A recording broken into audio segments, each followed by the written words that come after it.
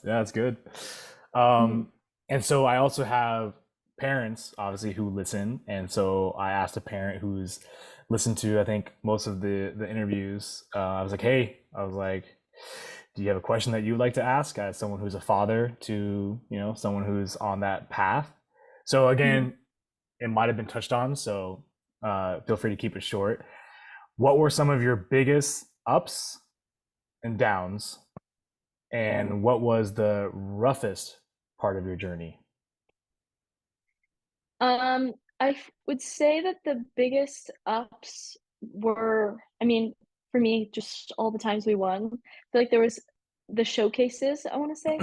That's like when we won those, it was like, oh my gosh, we just beat, I don't know, five other teams. Like that was the biggest Hmm. up. And it's like all the parents are like, yes, like we drove all the way here and you guys won. Let's celebrate. So I feel like that was the biggest ups.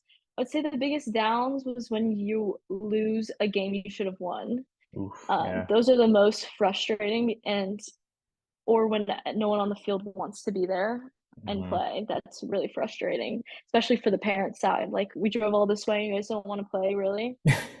And then you said the biggest obstacle, the biggest, Like the roughest part of your soccer journey. the roughest part, I would say was I would say getting over injuries for sure. That's really mentally tough because for a bunch of reasons, but it's hard to get hurt and then at that age and want to come back and be better than you were before. But you have to have like a great support system and people that will encourage you through it. So I'd say that was for me. Yeah, so his follow-up question was, how did you navigate it? So it sounds like you answered it there with having a really great support system around Hmm. you. Yeah.